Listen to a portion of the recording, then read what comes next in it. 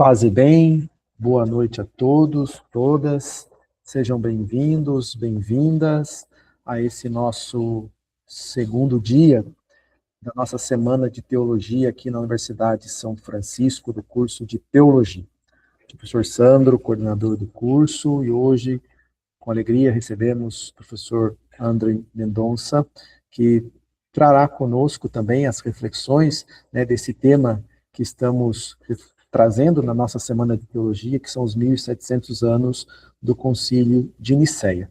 Então, a você que está conosco nesse momento síncrono, né, que seja uma noite proveitosa, de muitas reflexões, aprendizados, né, fiquem à vontade para, durante as falas do professor André, vocês colocarem no chat suas reflexões, seus questionamentos, né, assim como ontem foi uma noite muito rica, né, de reflexão, hoje também, certamente, será. O professor André, ele é mestre em teologia sistemática, também mestre em filosofia da religião pela PUC de São Paulo e bacharel em publicidade e propaganda. Ele exerce a docência há mais de 15 anos e atualmente na Escola Superior de Propaganda e Marketing, a SPM.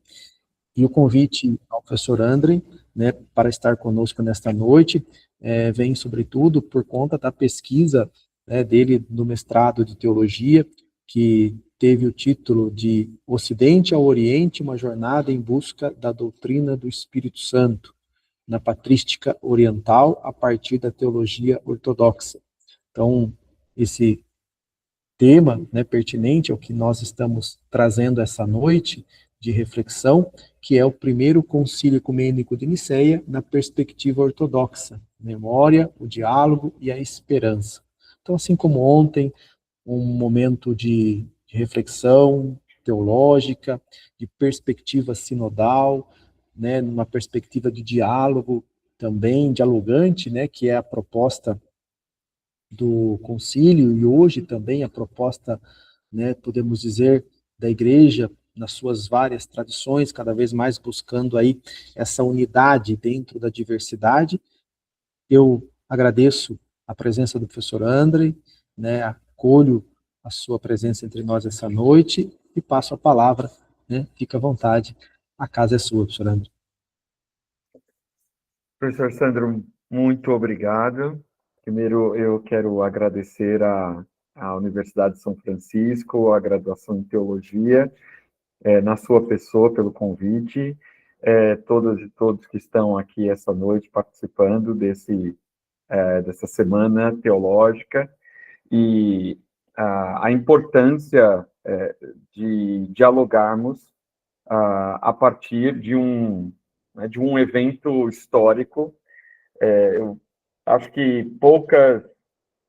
poucas vezes na história humana a gente tem a oportunidade de falar sobre 1.700 anos de alguma coisa, né? Ou seja, de fato um marco, né, para a igreja, né, para o cristianismo como um todo, e a gente pode pensar numa perspectiva, de fato, como já foi falada, dialógica, dialogal, onde a ideia aqui é a gente poder, né, conversar sobre algumas questões, especialmente, né, pensando nesse concílio na perspectiva da ortodoxia. E quando a gente fala de ortodoxia, basicamente, e aqui, claro, eu estou falando para, né, pessoas que têm uma vivência, né, já dentro da teologia, acredito que na maioria, né, por aqui quem está se manifestando pelo chat. Então, nós estamos falando basicamente daquilo que a gente chama de patrística oriental ou patrística grega, né? Que durante os 7 primeiros grandes concílios da Igreja, foi fundamental para toda a geração daquilo que, né, vai se tornar a doutrina fundamental do cristianismo, né? Claro que isso depois, né, tem algumas questões muito mais políticas do que teológicas, né? A partir do cisma de 1054, enfim, né? A gente sabe que isso já foi politicamente resolvido, mas ainda existe um sonho, né? E talvez aqui eu já me refira à esperança, né, de que um dia a gente tenha um concílio ecumênico novamente, né, reunindo todas as igrejas né, do cristianismo, né? Apesar dos, digamos, dois grandes cismas que nós tivemos, 1054 e depois, né, no século XVI, lá, né, com o cisma protestante. Eu, de fato, fico muito lisonjeado por falar sobre esse tema. Essa dissertação de mestrado ela foi produzida, né, finalizada em 2007, na verdade. Eu lembro até do dia da defesa, porque foi 31 de outubro de 2017, eram os 490 anos da Reforma Protestante, né? E como eu defendi na Faculdade Batista Teológica de São Paulo, então foi, de fato, um marco naquele dia, até, né, por trazer, de fato, algo que, na perspectiva protestante, é muito distante ainda, em termos de estudos, né? E mesmo na perspectiva, né, da catolicidade, do cristianismo no Brasil, de fato, a gente ainda conhece pouco sobre a ortodoxia, né? A não ser quem, de fato, né, vai para os estudos da patrística, enfim, né? Então, hoje eu quero trazer para vocês, né, uma fala, e por isso eu preparei uma fala aqui sem né, coisas visuais, para não nos distrairmos, de algo que eu penso ser importante para esse tema, né? Memória, diálogo e esperança dentro dessa perspectiva, né? Hoje, de fato, eu não estou mais lecionando teologia. Existe uma disciplina aqui no curso de Ciências Sociais da SPM, chamada Cultura, Religião e Consumo. Então, eu trabalho, né, ainda as questões ligadas à religião, mas, né, em outras perspectivas, é uma perspectiva, digamos, mais da filosofia, da história, da antropologia, da sociologia da religião. Mas não por isso, né, que esse tema sempre me é muito, muito caro, né? Então, sem mais delongas, né? Primeiro concílio de Nicéia, em 325, até porque existia um segundo concílio, né, no século VIII, possui uma especial importância para as igrejas ortodoxas. Em especial, pois, graças aos padres gregos, e aqui destacamos São Gregório de Nazianzo, São Gregório de Nissa e São Basílio de Cesareia e Santo Atanásio, duas questões fundamentais foram formuladas. Primeiro, a doutrina trinitária exposta no Credo Niceno e, por conseguinte, a deificação como resultado da operação do Espírito Santo na humanidade. Lembremos-nos que, para a grande tradição da Igreja Oriental, falar da Trindade é estar diante do mistério de Deus, descrito numa linguagem apofática, portanto, aquilo que a gente chama de teologia negativa, como insondável, incompreensível, inimaginável e imensurável.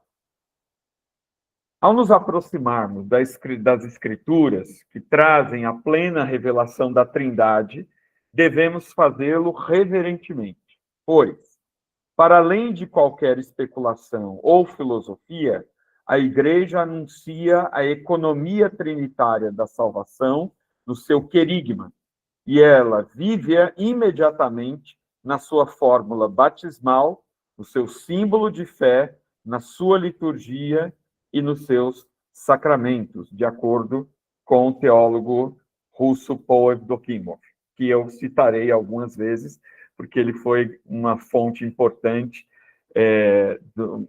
nos meus estudos. Né?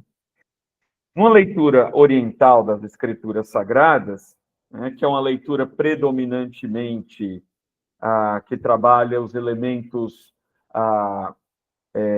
não literais, né, digamos assim, do texto sagrado, a mensagem apostólica é uma mensagem pneumática, ou seja, o Espírito capacita os discípulos a, com autoridade, anunciarem Jesus e serem testemunhas da palavra de Deus. A força motriz da nova comunidade é o Espírito Santo.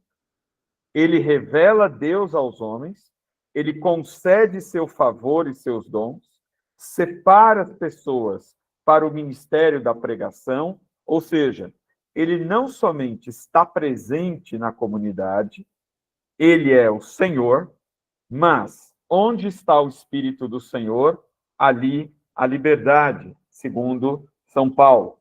E é nesta liberdade de experiência que os cristãos são chamados a viver ainda hoje, nos diz o teólogo alemão Jürgen Moltmann.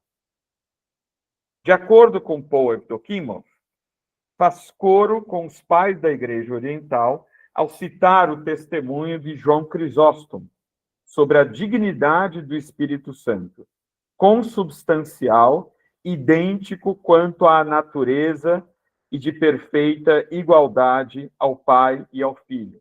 E aqui é importante ressaltar que haviam duas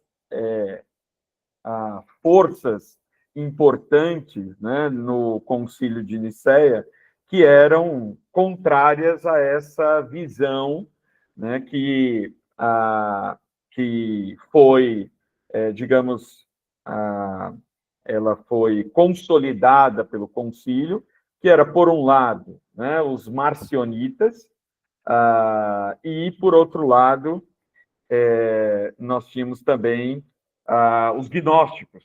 Né? Então, a gente tem grupos, né, que tinham uma representatividade, inclusive entre, né, os bispos ali presentes em Nicéia, e que não compartilhavam dessa visão. Então, foi muito importante esse movimento, né, dos padres gregos, em especial, né, para confirmar a doutrina da Trindade e o papel, né, do Espírito. O Espírito, portanto, nas relações dentro da Trindade, participa da essência de Deus. Mas, na economia divina, as pessoas da Trindade se manifestam em suas hipóstases pessoais. Né? Aí a diferença, né, da ideia, né, de três personas, né, para uma ousia, né, e três hipóstases, né? Ou seja, né, um ser único, mas que tem três maneiras, né, de manifestação, que não são apenas, né, manifestações no sentido metafísico, né, ou no sentido filosófico, mas são manifestações no sentido do mistério. Então, a Trindade sempre se apresentará, né, na tradição ortodoxa como um mistério. O Pai é eternamente Pai. O Filho é gerado, porém sem princípio. E o Espírito é aspirado. O que temos, então, é que o Filho e o Espírito têm uma subsistência a partir do Pai. Este por processão e aquele por geração eterna.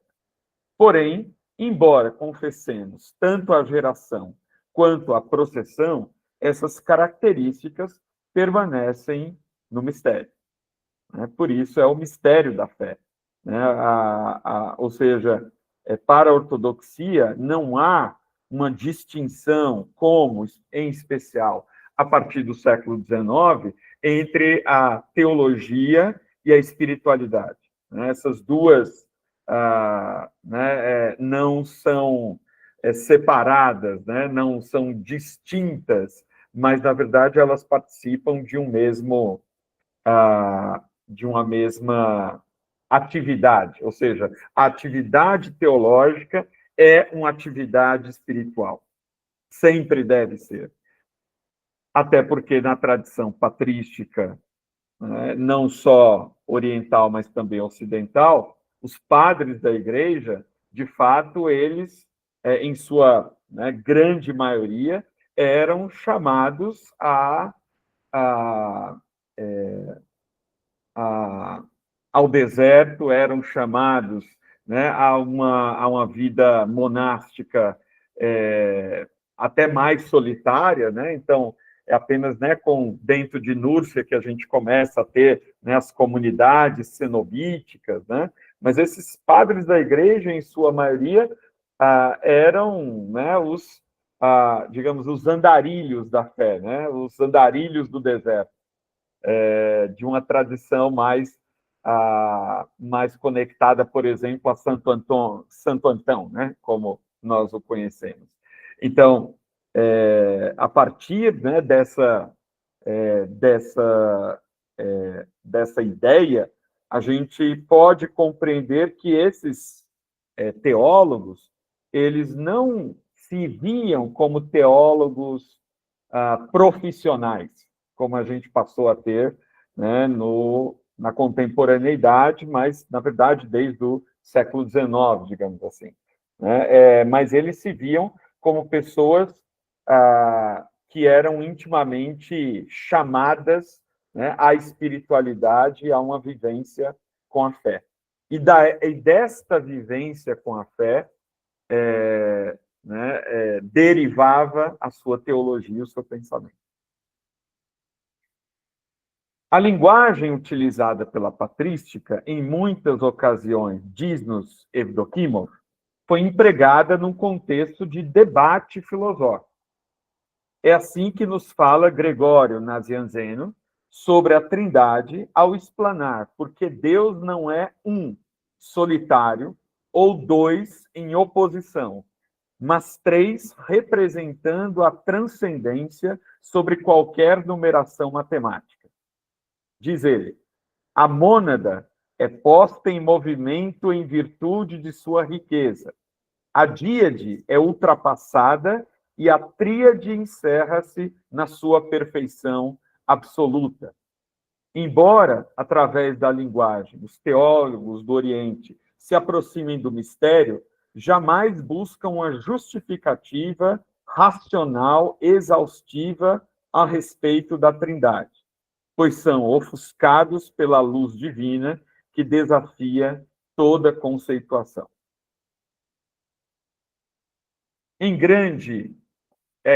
Esta grande diferenciação do pensamento do Oriente e Ocidente cristão, em sua compreensão da Trindade, provém em grande parte da diferença das escolas filosóficas que influenciaram e produziram diferentes formas de pensar.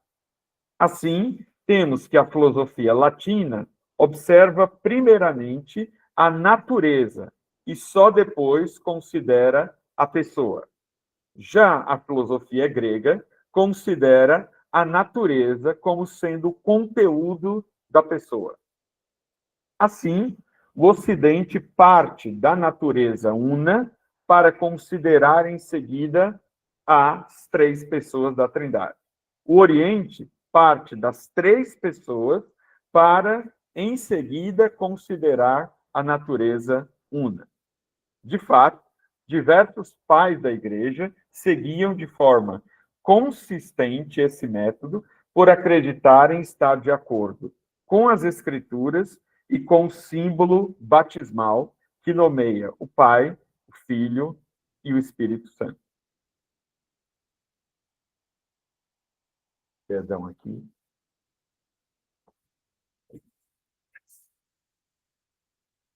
Portanto, para a Igreja Oriental, né, a Igreja Ortodoxa, ou a ortodoxia, a melhor maneira de falar das relações na Trindade é utilizando uma figura geométrica, um triângulo inscrito em um círculo. Representado pelo triângulo, temos a relação de procedência do Pai, princípio gerador e aspirador do Filho e do Espírito Santo, respectivamente.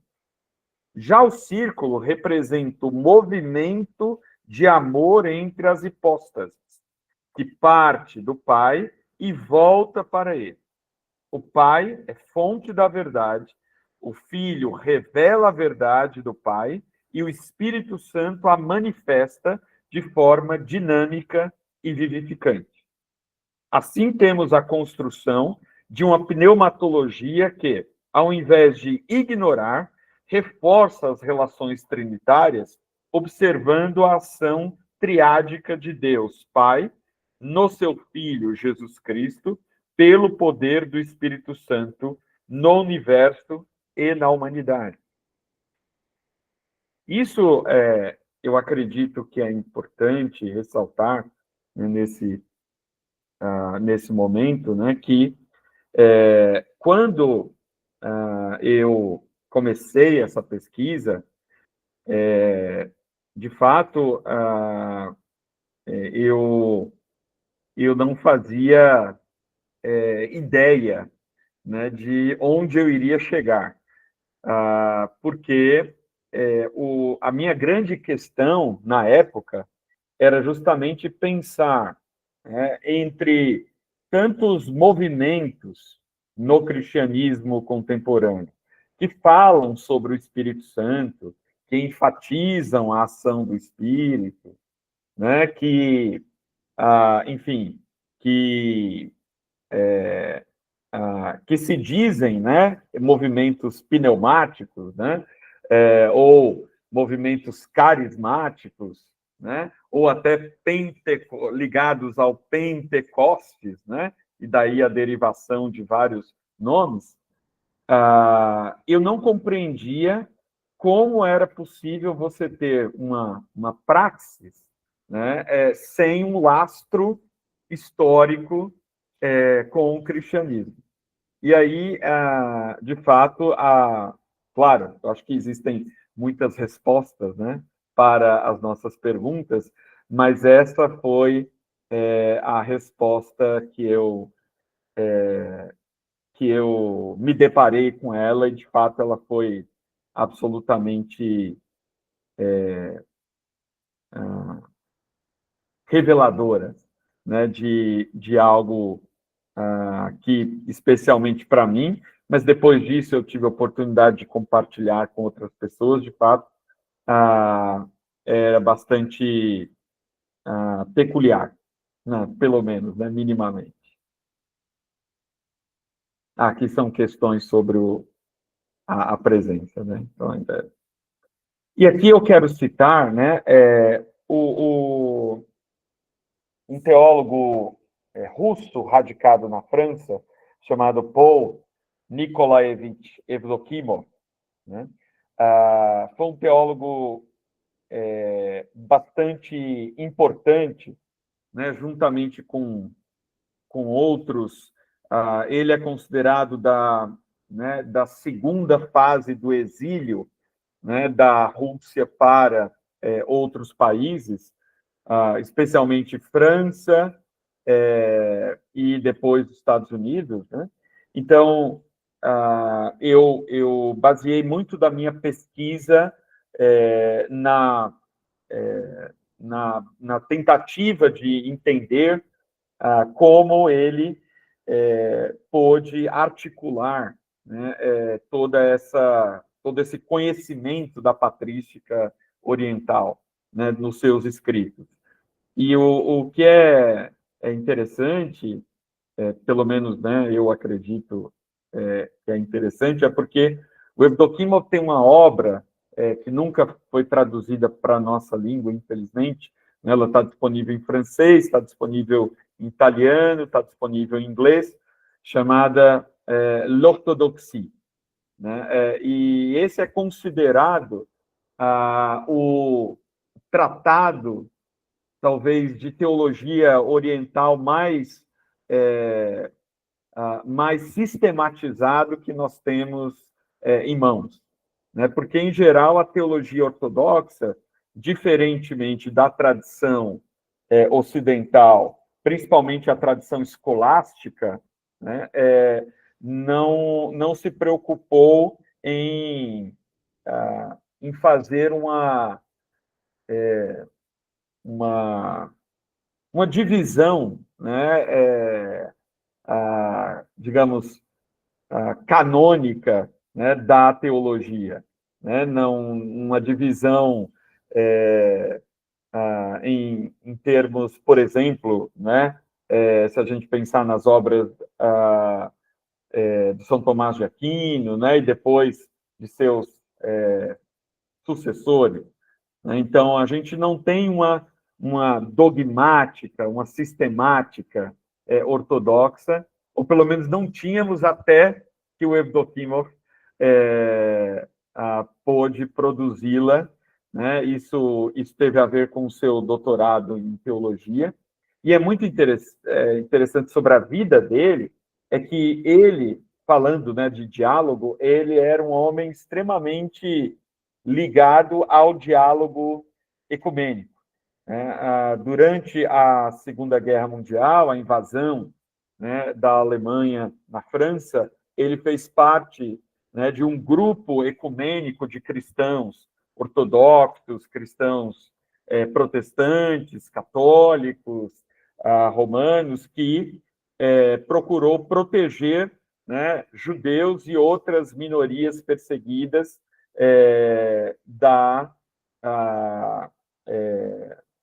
de todo o terror que o nazismo infligiu, né, na França daquela época.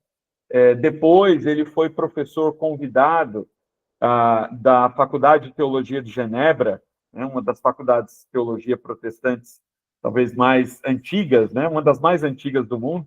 Na verdade, ela é a segunda mais antiga do mundo, né? A primeira foi fundada por Calvino na França, mas depois, né, Calvino acabou sendo expulso da França e fundou uma nova faculdade em Genebra. E o professor Evdokimov foi, né, um dos professores de lá, e ele justamente dessa sua exposição tem um livro também, infelizmente, né, a obra dele pouco traduzida para nós, se chama A Arte do Ícone e a Teologia da Beleza.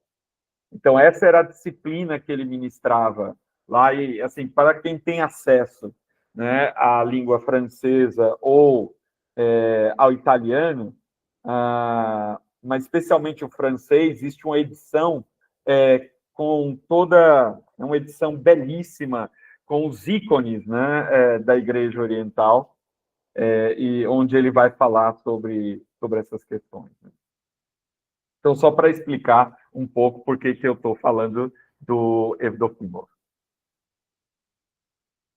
Ele morreu em 1976, ele nasceu em 1901, morreu em 76. O seu filho depois seguiu, né, os seus passos, também foi teólogo, foi professor, né, no St. Vladimir Seminary, né, lá em Paris. Então, enfim, né, temos aí questões bem interessantes, né, sobre a vida desse teólogo. Mas ele diz o seguinte: a salvação quer dizer, antes de tudo, a libertação do mal pelo princípio da regeneração, uma profunda metanoia, uma transformação do ser que ultrapassa, de longe, a simples reconciliação ou a remissão dos pecados. A salvação não é tanto a reparação jurídica da culpa, mas a recuperação ontológica da natureza, a sua perfeita cura. Lembremos-nos que, né, segundo as Escrituras, tanto no hebraico quanto no grego, a palavra salvação se remete muito a esse sentido da cura, né? Desse sanar algo que, né, não está, ou que ficou danificado, digamos assim, pelo pecado. Então, aqui, né, temos uma questão importante, né? Não é tanto a reparação jurídica da culpa, ou seja, né, a ênfase da teologia ortodoxa, né, e a ênfase do Concílio de Nicéia não é, de fato, uma graça jurídica, né, ou em termos jurídicos, mas é muito mais uma graça que busca, de fato, essa cura, né, do nosso ser, enfim, né, com o objetivo de nos fazer, né, ascender até Deus. Essas reflexões patrísticas são realizadas com base na compreensão das Escrituras.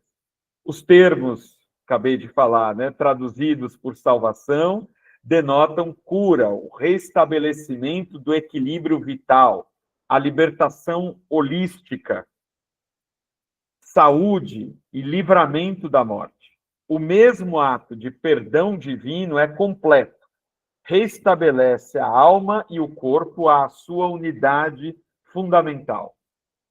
Com efeito, o médico divino opera a eliminação do vírus da corrupção, gerando saúde e uma natureza restaurada. João Damasceno nos diz: a salvação é o retorno do que é contrário à natureza para aquilo que lhe é próprio. O mistério da encarnação é revelado pelo poder do Espírito Santo, que nos une a Cristo, tornando-nos parte do seu corpo. Imagem eucarística, princípio integrador. Então, aqui nós já estamos falando do diálogo, né? A memória, mas também o diálogo a partir dessa integração na Eucaristia. Por isso, na igreja, vemos o Cristo, pois não estamos apenas juntos dele, mas somos unidos a ele. Somos um com ele. No mistério da fé, somos ao mesmo tempo a igreja dos penitentes e a comunhão dos santos, que participam das energias deificantes pela ação do Espírito Santo. Na expressão de Evdokimov, o Pentecostes começa a história da igreja, inaugura a parousia e antecipa o reino. As línguas como de fogo se manifestam, distribuindo os carismas, preparando o caminho para a proclamação. O Cristo que ascendeu ao céu retorna para a sua igreja, seu corpo, do qual é a cabeça, na pessoa do Paráclito. E o reino, acontecimento escatológico, chega com o estabelecimento do senhorio do Espírito. Então, aqui, ao mesmo tempo que nós temos a memória, temos o diálogo e a esperança. A esperança de uma escatologia que não está no futuro, que não se encontra lá, né, em algum lugar do futuro, até porque, né, nós temos aqui uma visão diferente, né, sobre o tempo. Aqui não é, né, nem o tempo Cronos, né, da filosofia grega, né, nem o Aion, né, que também pertence à filosofia grega, né, mas nós temos um outro tempo aqui, né, que é o Kairos, que é, de fato, esse tempo, né, presente, onde tudo acontece ao mesmo tempo, onde o nosso tempo, digamos, né, cronológico, encontra-se com o tempo eterno, com o tempo divino. Finalmente, de acordo com Basílio de Cesareia, é por meio do Espírito Santo que realiza-se a restauração do paraíso, a subida ao reino dos céus, o retorno à adoção filial. É Ele quem nos dá a ousadia de chamar a Deus de Pai. Possibilita-nos participar da graça de Cristo, ter o nome de filhos da luz, partilhar a glória eterna. Em uma palavra, recebermos a plenitude da bênção, neste século e no século futuro. E, como espelho, contemplar, desde já presente, a graça dos bens que nos estão reservados, conforme as promessas e cuja fruição aguardamos pela fé. A teologia oriental, desde seus primórdios, busca viver uma recapitulação da grande paradosis, a grande tradição da Igreja, para, a partir daí, falar a seu tempo.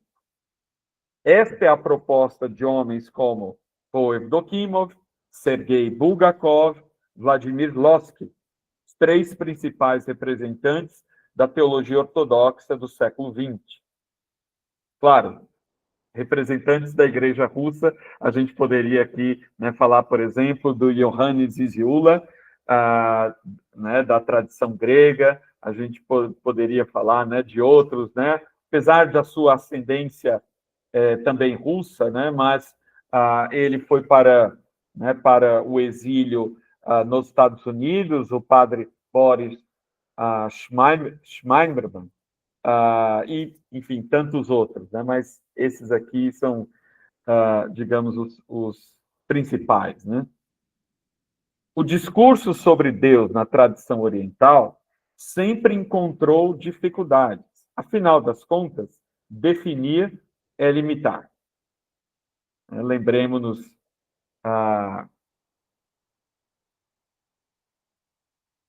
Paul Tillich, né, teólogo importante, hermeneuta importante do século XX, né, que dizia exatamente isso, né? Quando se conclui, se exclui todas as outras possibilidades, né? E por isso, a linguagem apofática, ou seja, né, também conhecida como teologia negativa, foi preferida às definições ou explicações que, na visão dos teólogos ortodoxos, eram inadequadas para expressar o mistério de Deus. É por esse motivo que a tradição dos pais da Igreja, o que nos leva de volta a Nicéia em 325, sempre buscou levar o ser humano a uma vida de profunda espiritualidade, sustentada por 4 pilares, que vocês conhecem muito bem: Lectio, Oratio, Meditatio, Contemplatio. Uma teologia vivida na experiência pneumática da Trindade. Vivemos em um mundo chamado pós-cristão, dessacralizado e secularizado, segundo, por exemplo, Max Weber. Para a sociedade dos nossos dias, ser ateu não é afirmar ou negar algo, mas deixar-se levar pela multidão para a qual Deus está ausente. Grandes filósofos do século XIX e XX declararam abertamente a morte de Deus. E o ateísmo passou a ser um tipo de humanismo reforçado. Inclusive, o Jean-Paul Sartre, quando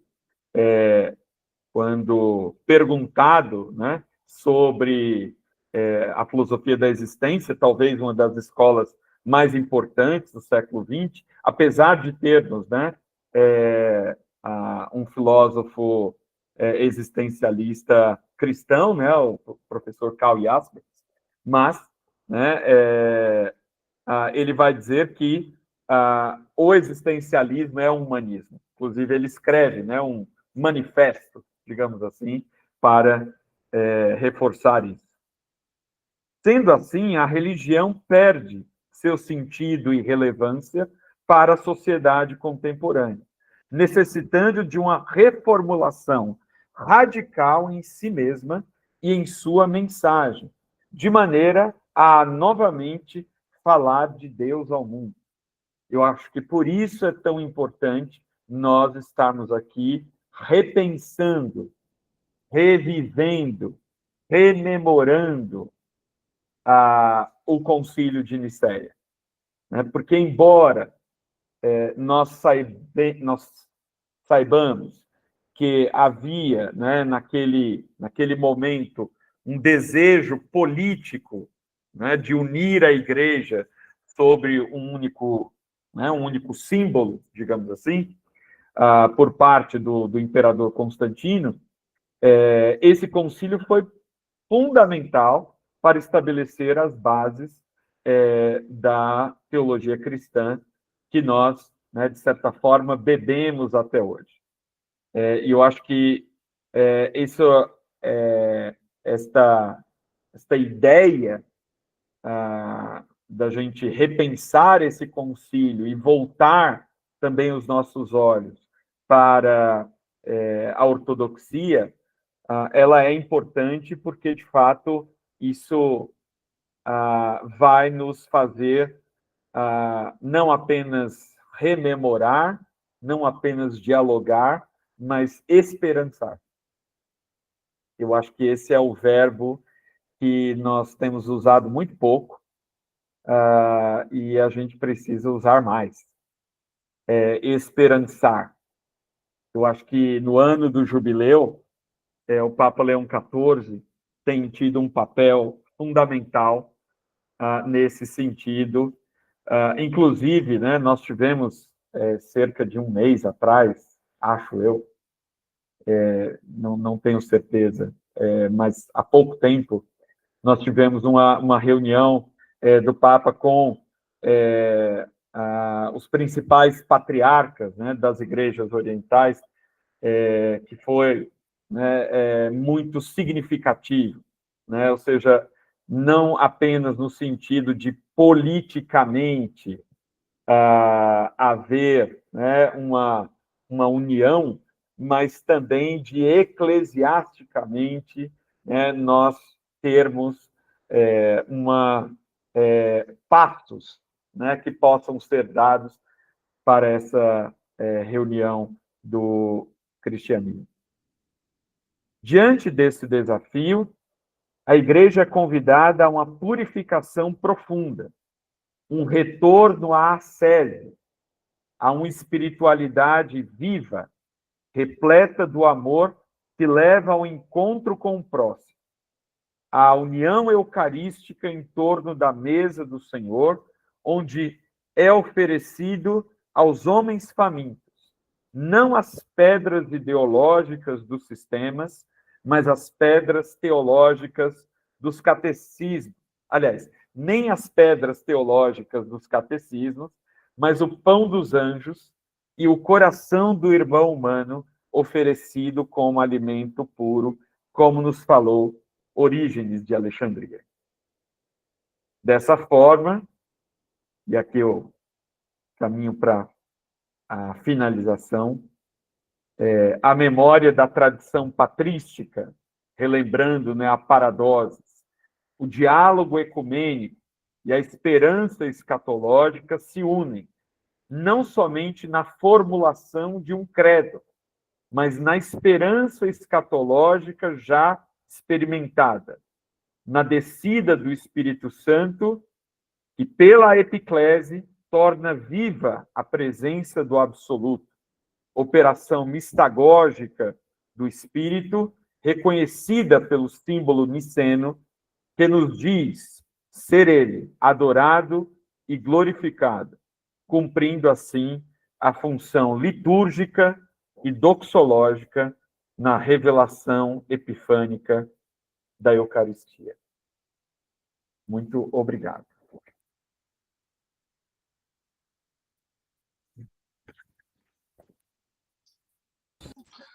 Bem, muito bom, excelente, professor André, muito obrigado pelas reflexões. É muito interessante ouvi-lo, né, e pensar quantas contribuições o Concílio de Nicéia, né, trouxe, né, dentro dessa história, dessa teologia cristã, né? Às vezes a gente olha a perspectiva trinitária que vai corroborar, fundamentar bastante o aspecto doutrinal, né? Mas a partir dessa base trinitária, a gente percebe que as outras dinâmicas teológicas vão bebendo sua fonte, né?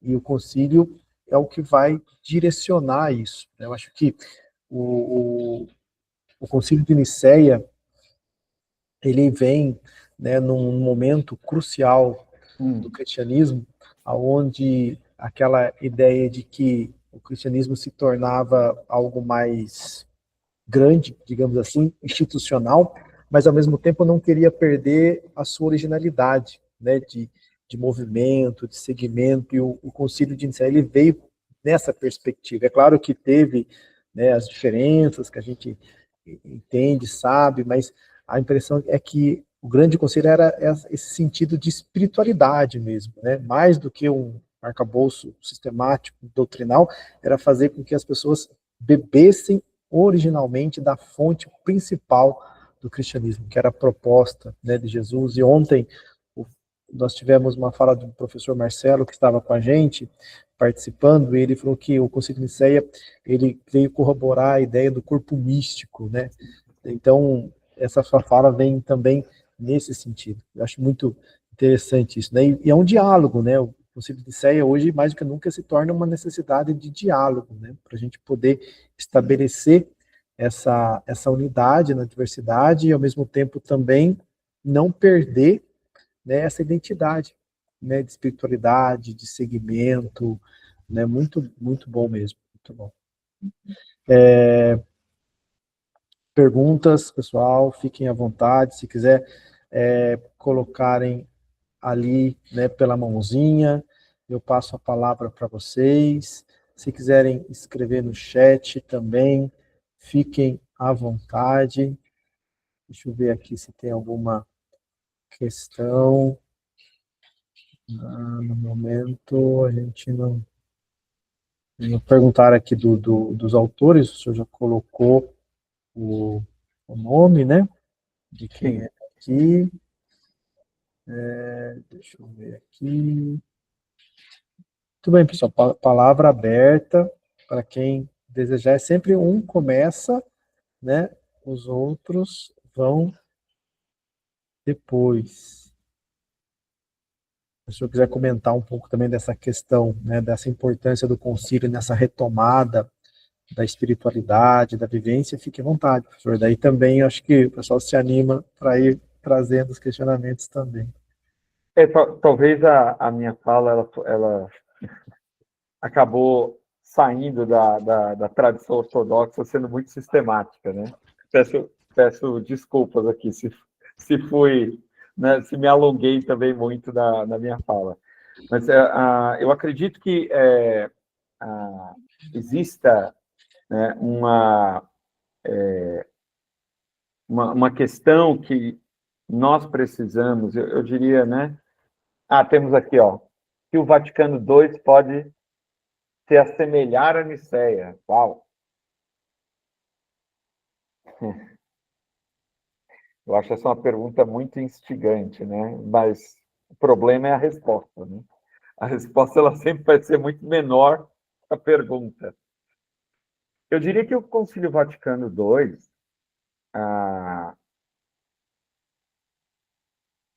ele tem uma semelhança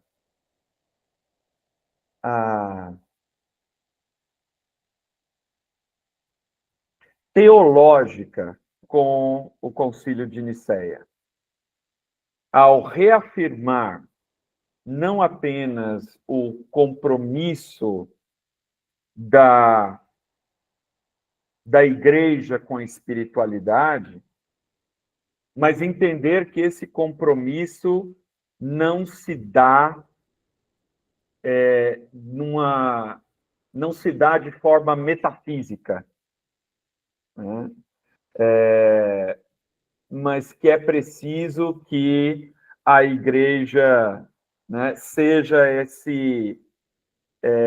esse corpo místico de Cristo, e que coloque à mesa, né, o que chame à mesa todos e todas para que possamos comungar juntos com Deus.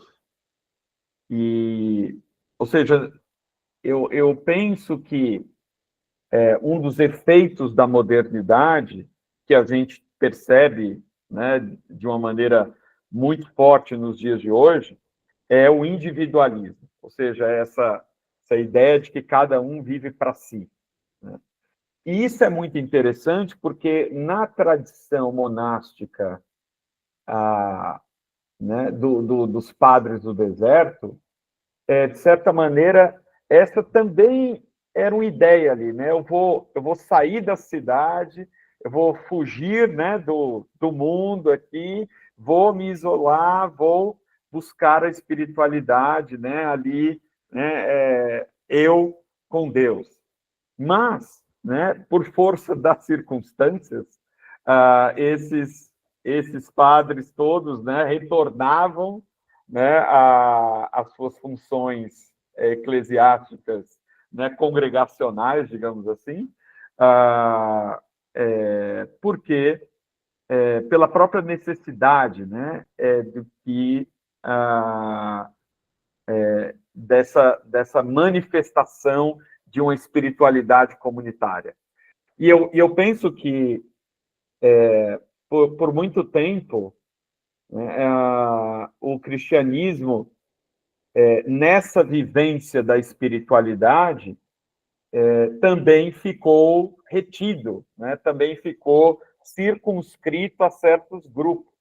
Então, por exemplo, quando nós estudamos, né, a espiritualidade renano-flamenca, né, então, a gente pensa em Meister Eckhart, a Santa Teresa de Ávila, né, São João da Cruz, né, eram pessoas profundamente, né, envolvidas com a espiritualidade. Mas essa tendência, né, de você, como se você quisesse ficar com essa experiência para si, né, quando, na verdade, o papel da igreja, e aí nesse sentido o adornamento, né, ou seja, é abrir isso para o mundo, é abrir isso para o outro, né, porque, né, como eu disse, o Senhor, se você ama quem ama você, não há mérito algum nisso, né, mas na verdade você se aproxima daquele que é o estranho, né, que é o estrangeiro. Aliás, um tema que a gente poderia explorar hoje, né? A xenofobia como uma forma de traição à espiritualidade do amor, ao chamamento de Jesus para o amor ao próximo. Porque esse próximo não é quem está junto da gente, esse próximo é o outro, né? É o estranho, é o diferente. Enfim, eu acho que eu respondi muito pouco e falei muito. A visita do Papa à Turquia assume qual relevância? Eu penso que todos os atos, né? Enfim, a gente pode falar dos últimos papados, mas especialmente, né, Papa Francisco e agora Papa Leão XIV, eles são muito significativos.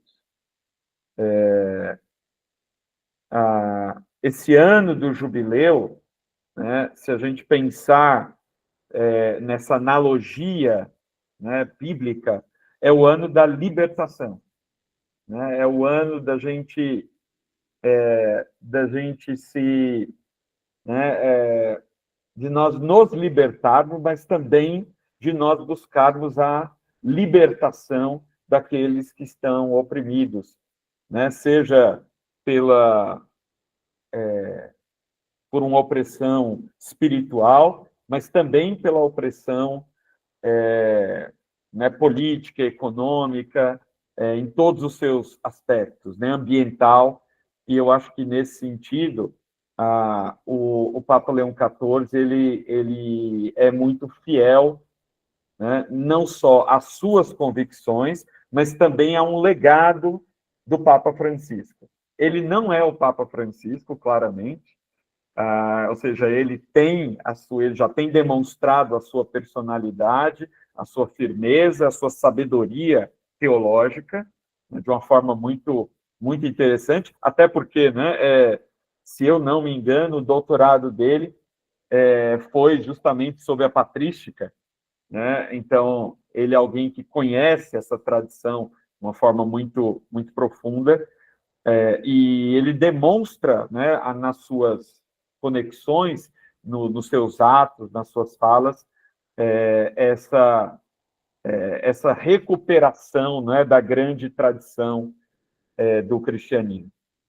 Né? Acho que e isso, né, o faz se aproximar, né, não só dos cristãos, mas inclusive no diálogo interreligioso, que hoje é fundamental, né, no mundo em que nós vivemos, onde, né, o sistema financeiro domina o sistema político, e a política fica reduzida, né, a certos extremismos, a radicalismos, enfim. Então, nós precisamos que o cristianismo, né, ele seja, né, esse catalisador, né, de unidade, a busca, né, pelo diálogo, a busca pelo entendimento. A gente não pode deixar, eu acredito dessa forma, que a religião seja também capturada por esse, digamos, espírito, né, polarizador. Mas, e aí, nesse sentido, eu acho que nós estamos caminhando, eu espero, sempre, né, no verbo esperançar. Tem uma pergunta aqui, né? O antropocentrismo, né? A busca do prazer, né? O hedonismo a qualquer preço. Sim, essa, né? A sociedade de consumo que nós vivemos, né? E de certa forma nós fomos capturados, né? Pelo fetiche da mercadoria. E o problema, diferente um pouco, né, do que o Marx pensava no século XIX, não que ele pensasse errado, né, mas talvez ele não imaginasse, é que nós mesmos nos transformaríamos nessa mercadoria fetichizada, né? Então,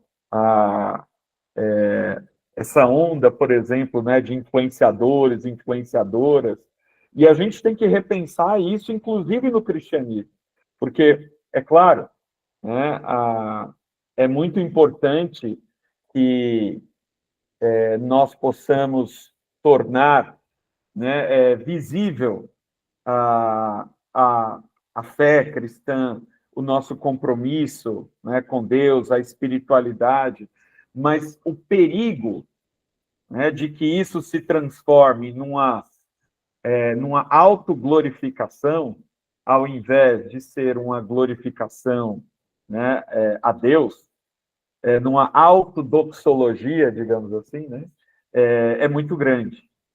Então,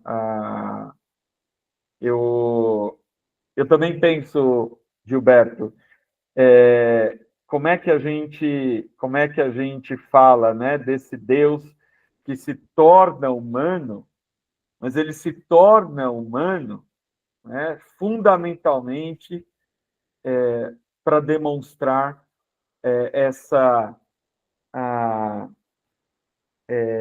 que é possível, a partir dele, nós caminharmos até ele. Ou seja, é muito interessante, né? Porque Deus caminha com as pessoas, né? A encarnação é esse mistério quando Deus convive com a gente. Aquilo que era impossível, né, em outras leituras, em outras religiões, em outras formas de compreensão de Deus, se torna possível a partir de Cristo, né? Esse mistério que é Deus, né? Deus, aquele que é santo, aquele que, né, que habita, né, no meio, né, dos serafins, os seres que flamejam, né, diante da sua santidade, mas ele caminha conosco ao mesmo tempo, demonstrando que é possível caminhar com ele, né? Demonstrando que é possível que nós, né, que o processo de santificação não é, não é como muitos acabaram interpretando, né, especialmente a partir de alguns movimentos, né, chamados movimentos de santidade no século XIX, acabaram interpretando novamente como essa ideia de fuga mundo, né, de esperar num lugar, né, isolado, aí a volta, né, de Cristo, enquanto, né, o resto do mundo queima no inferno. Acho que a gente precisa rever essa soteriologia,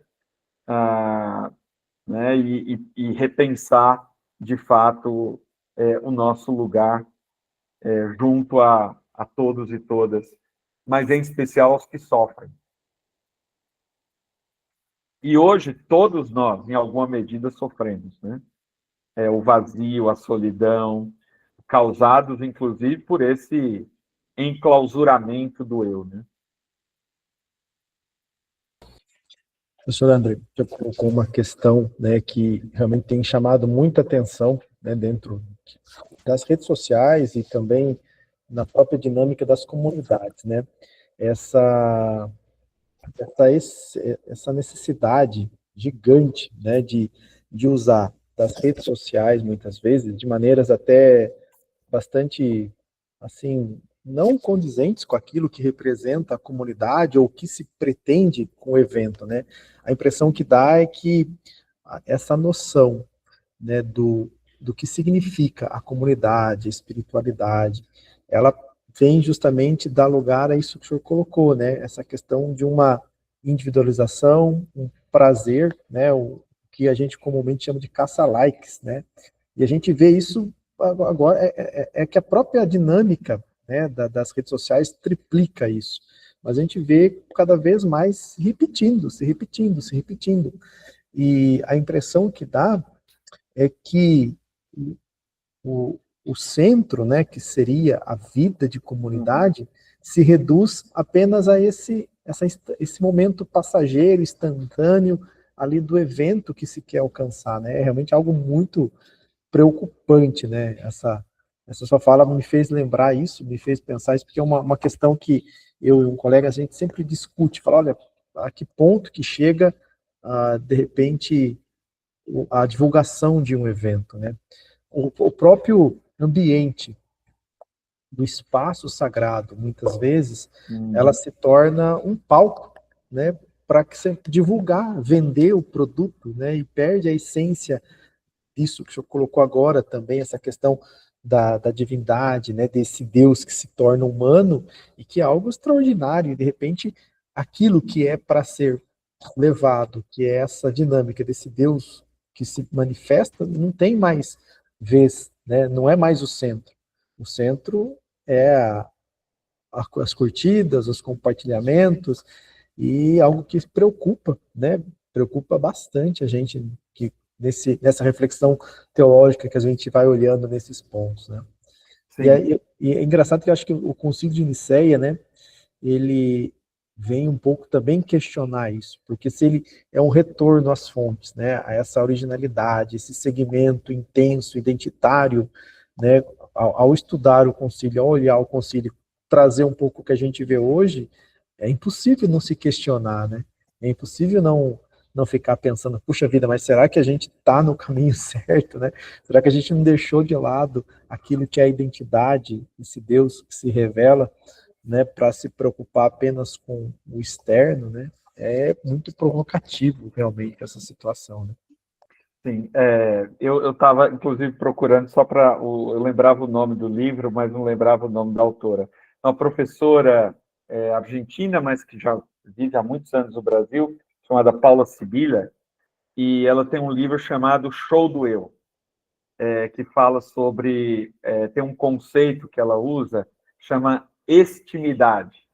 É quando aquilo que é íntimo, né, se torna público, né, e já não há mais a diferença entre a esfera pública e privada. nesse sentido, eu vou fazer aqui uma comparação, me perdoem, aqui talvez, né, pouco ortodoxa, no sentido da leitura, né?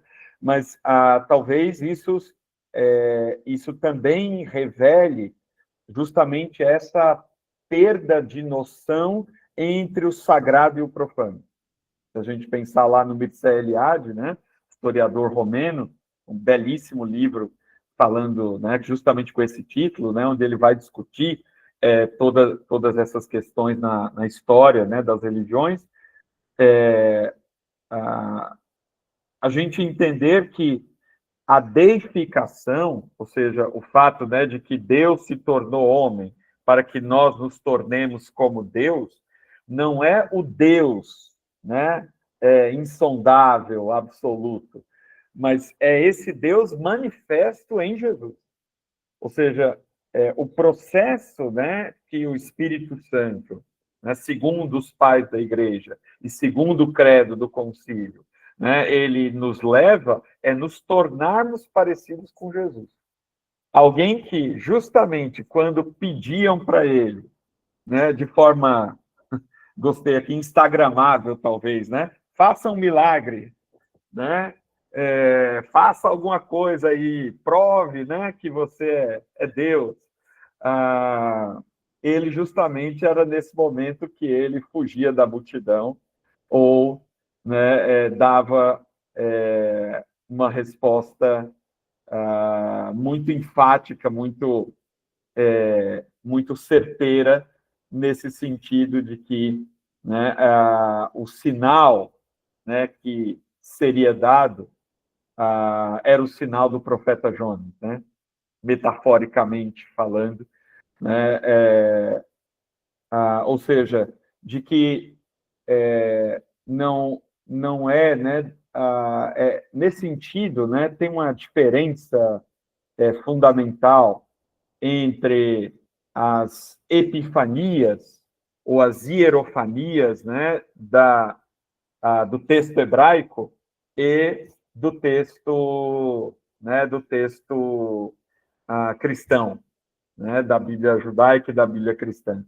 Porque as hierofanias, né, cristãs, elas acontecem no tanque de Betesda, elas acontecem no encontro, né, com a samaritana, elas acontecem no caminho, né, para Jericó, né, elas acontecem nessa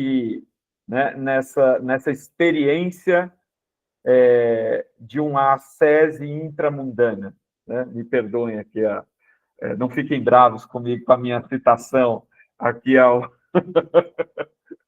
Weber, quando cita João Calvino, né? Ao citar João Calvino, mas, de fato, de que a nossa espiritualidade não é espiritualidade vendável.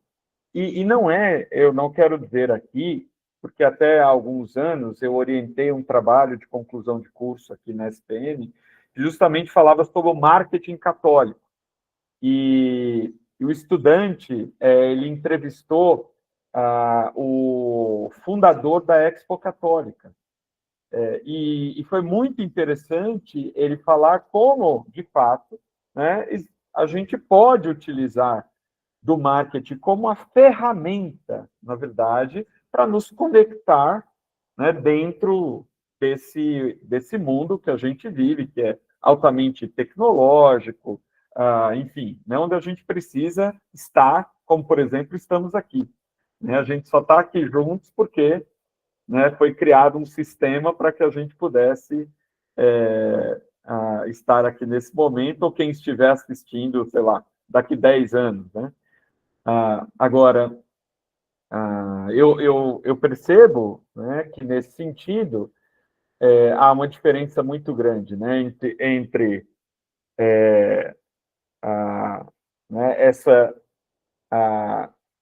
deificação, né, e esse show do eu, né, ou seja, essa ênfase gigantesca, né, na pessoa, e não na pessoa de Cristo. né? Ou seja, nós saímos aí, né, de uma visão trinitária, ou seja, de uma visão da comunidade, né, para uma visão personalista, individualista. E eu acho que isso também tem a ver com a pergunta do José Alberto aqui, né, sobre na verdade, sobre os extremismos, né, sobre essas rixas que muitas vezes se colocam dentro das comunidades. Isso não é um problema só aqui no Brasil. De fato, nos últimos anos, nas últimas décadas, né, mesmo após o Concílio Vaticano II, mesmo após, né, o estabelecimento do Concílio Mundial de Igrejas, a gente teve avanços e retrocessos nesse diálogo. Eu penso que agora é o momento propício para a gente avançar, mas nós vivemos, né, há pouco tempo, e ainda vivemos aqui no Brasil, esse retrocesso, né? Então, acho que agora a gente precisa ouvir novamente, né, para a gente ouvir a voz do Espírito, né, e repensar, né, a forma como nós estamos lidando com a espiritualidade, como nós estamos vivendo a espiritualidade. Os padres midiáticos não perderam o foco no Evangelho. Então, essa é a pergunta pergunta de 1 milhão, né? Eu penso,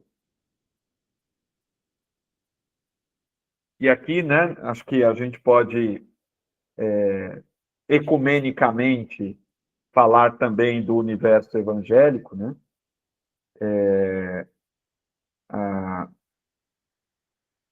Existe um perigo gigantesco, e é muito interessante que a gente pode voltar ao deserto e às tentações, né, que foram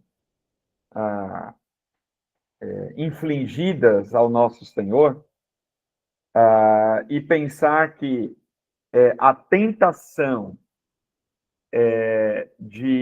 da autopromoção, né, a tentação, né, dessa autoglorificação, essa necessidade exacerbada, né, de reconhecimento, de like, né, de visualizações, isso de fato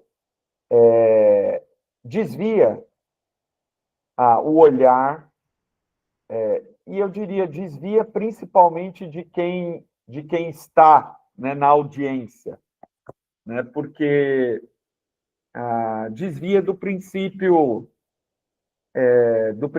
do Evangelho, que é esse princípio onde todos e todas participam da mesa, né? Onde parece que só alguns têm direito a essa mesa, ou que essa mesa tem um lugares VIP, né? E só alguns participam desse lugar VIP e os outros ficam, sei lá onde, né? É muito interessante a gente pensar, né, na tradição dos evangelhos, que é retomada sempre pela patrística, né? Bem, agora eu acabei lembrando, né, de um exemplo, quando Santo Antão, né, ele foi tentado, né, de diversas formas, né, ali pelo diabo e resistindo bravamente, digamos assim, né, ele teve uma hora que o demônio vai embora e aí ele se ajoelha, né? Isso está na Legenda Áurea, né? Mas enfim, né? É bom como exemplo, minimamente, e ele, né, diz graças a Deus porque eu consegui resistir. E aí o demônio chega e diz, pois é, né? É agora, nessa hora, que você não resistiu à soberba, né? À vanglória. Então, quando a gente tem o palco, né? Quando a gente passa a entender a mesa como um lugar de destaque, né? Onde o ser humano passa a ser o centro, isso certamente desvia a uma conduta evangélica no sentido bíblico, né? Uma conduta cristã, uma conduta trinitária, porque, na verdade, Deus, de forma trina, nos chama à mesa, nos chama à comunhão. Eu acho que a gente precisa voltar a pensar nisso, para que não fique uma coisa só, né, de né, um evangelho personalista, digamos assim. Muito bem, perfeito, professor Andrei, né? Acho que a gente trouxe aí umas reflexões muito práticas, né, do que seria essa presença do concílio de maneira tão assim enraizada daquilo que é o sentido dele, né, da espiritualidade, da identidade. Então, sem dúvida nenhuma que contribuiu muito, né, e eu acredito que assim como eu, né, muitos aqui estão, né, fazendo uma ligação com aquilo que foi falado ontem, né, naquela perspectiva da sinodalidade, e agora a gente pensando nessa dinâmica, né, de espiritualidade, de vivência, né, nessa centralidade da Trindade, e já aproveito aqui, né, para fazer o gancho com aquilo que vem amanhã, né, amanhã dentro da nossa Semana Teológica, né, o professor Jansen Pouco, né, do ITF, ele vai trazer sobre o Concílio de Nicéia no contexto histórico e os fundamentos da fé cristã. Então, né, a gente vem, né, fechar, né, toda essa reflexão, ou talvez abrir mais reflexões ainda, né, a partir de amanhã com essa identidade, com essa fala do professor Jansen. Então, eu quero agradecer, professor André, né, a sua disponibilidade, né, a sua presença entre nós mais uma vez. Acredito que foi, né, um momento de grande reflexão, de grande compartilhar de saberes e aprendizados. Agradeço a todos e todas que aqui estiveram conosco também. E passo a palavra, né, para o senhor, para seu agradecimento final, sua mensagem final. Né, nós tivemos aqui, acho que no chat não tivemos mais nenhuma perguntinha. Né? Fique à vontade, professor André. Professor Sandro, eu quero agradecer primeiro a todos e todas que estiveram aqui durante esse tempo, né? Essa proposta é uma proposta ousada, eu diria, né? Porque ousadia é justamente essa capacidade da gente fazer algo diferente do que todo mundo está fazendo, né? Então, a ideia aqui, de fato, né, eu acho que nós chegamos a esse, pelo menos, né, ao início de um lugar onde a gente pode recuperar, né, o espírito, claro, não é o Espírito Santo, né, mas o espírito no sentido, né, da centralidade da patrística oriental, e pensar, né, nas questões e como essa teologia trinitária ela nos ajuda a pensar na grande comunidade, no grande corpo místico de Cristo. E eu agradeço muito a oportunidade da USP, na sua pessoa, pelo convite. Enfim, muito obrigado pelas questões, foram muito, muito importantes. Desculpem não ter, talvez, respondido todos, mas, enfim, eu agradeço muito e, quem sabe, até uma próxima a gente se vê. Com certeza, professor André. Já sinta-se convidado para uma outra oportunidade muito em breve. Então, quero agradecer ao setor do marketing e eventos, na pessoa do Luiz, que nos acompanhou, trazendo todo o apoio, também a oportunidade, o apoio que a Pró-Reitoria de Pesquisa e Estudos de Extensão, na pessoa do professor Dinei, sempre dá a todas as coordenações, né, aqui do curso de Teologia, e ao NEAD, que é o Núcleo de Ensino à Distância, que nosso curso faz parte, que também oportuniza esse momento de reflexão e de aprendizado. Então, muito obrigado a todos. Obrigado. Pela presença de todos e até amanhã. Boa noite, professor Andrei, professor Sandro. Valeu. Boa noite. Muito obrigado, boa noite. Tchau, tchau. Boa noite, gente. Paz e bem. Até amanhã, se Deus quiser.